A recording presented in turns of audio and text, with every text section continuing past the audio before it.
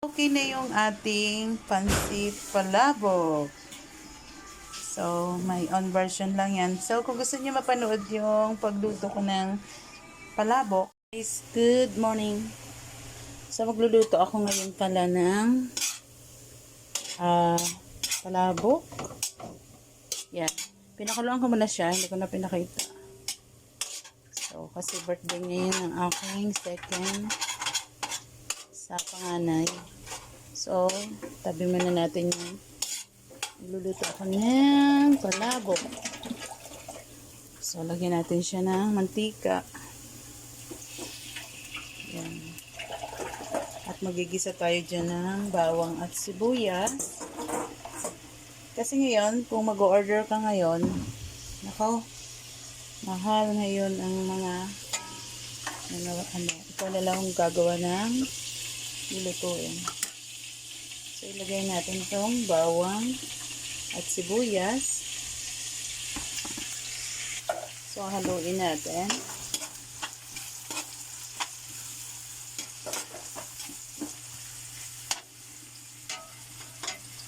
Ilagay natin mag golden brown. Ito nga pala yung aking hipon.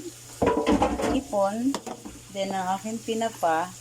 So, ang aking ulo ng hipon, pinakuluan ko para yung sabaw nilalagay natin. So, meron ako dito yung chicharon. Yan, dinurog ko na rin siya. Lalagay natin yung kalate at pang-topping natin mamaya. So, nandito naman yung ating yan, pansit. Pinakuluan ko lang siya ng kaunti kasi pakukuluan din naman natin siya dito mamaya. Ito yung ating pang-toppings na egg mamaya. Toppings natin yan sa ibabaw. Ayan, golden brown na. Haluin natin.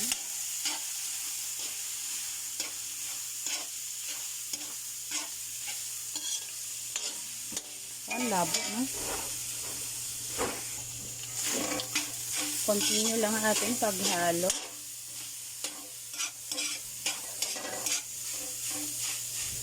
Ito ay aking lang, on version. Iba-iba naman tayo ng ating mga lutuin.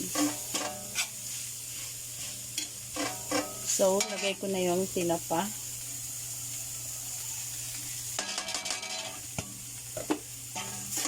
Halo-halo lang tayo.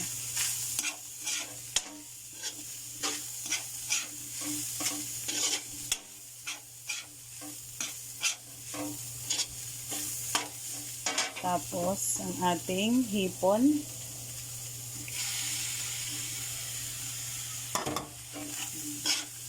Halo lang natin yung lahat.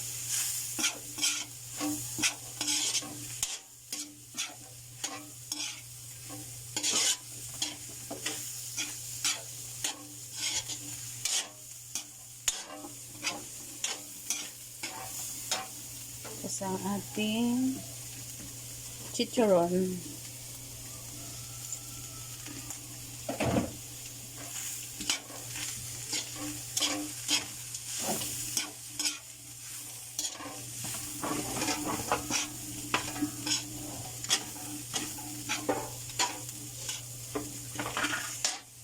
So, yan. Halo na natin. Lumagalitik na. So, lalagyan natin ng paminta. So, lalagyan natin ng shrimp cubes yan. Yan, shrimp cubes.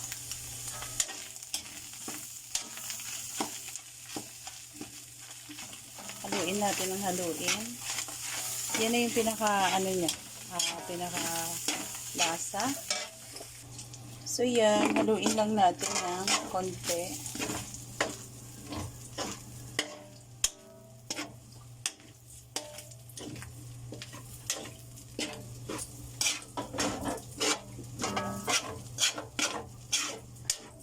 Na ako ng apoy niya. So, tatabi tayo ng pan-toppings mamaya.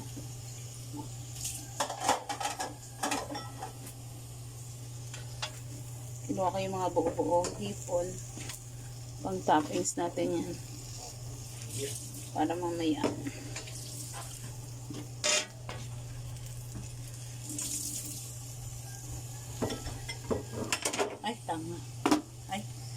So yan, nagtabi na tayo ng pang toppings. So lagay na natin tong pinagkuluan na ulo ng ano yan, shrimp. Yan.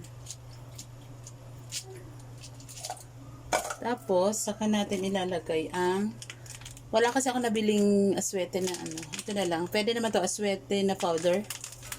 So, halo lang natin. Mag-a-add ako dito ng siguro mga 1 liter na ano, tubig. I-add ko dito. Ubus ko na itong buo kasi bali yung aking noodles ay 1 kilo. So, dagdagan ko yan ng tubig. So, add tayo ng isang tubig. Yan. Okay na yung tubig na yan.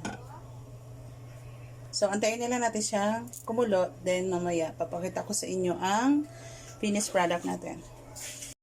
Guys, ito na yung ating finished product. So, lagay natin to toppings. Ito yung kinuha natin kanina. Nagbibidyo ako. Swing daw, swing. So, lagay natin yung toppings. May buo-buo pang may buo-buo pang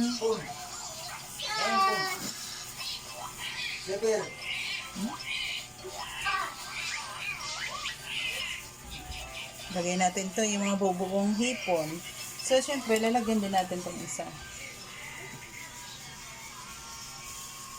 Itong ginawa ko, 1 kilo lang to. So, ilagay natin dyan hipon. Busan natin.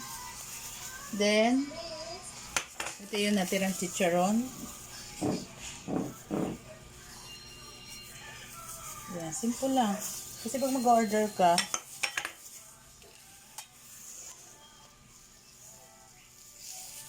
yan, toppings natin.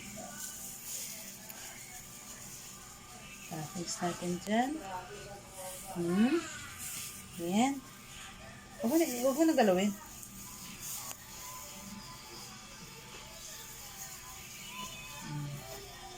Okay na yan.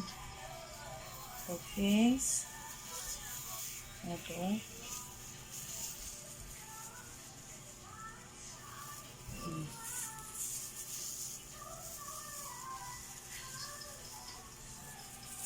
Tapos dito sa kabila is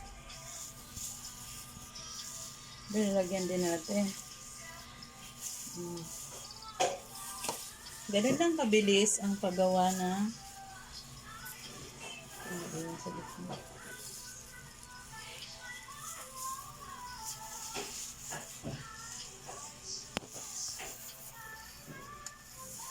Diba?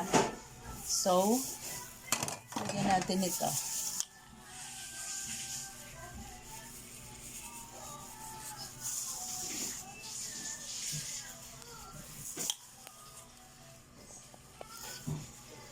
Okay.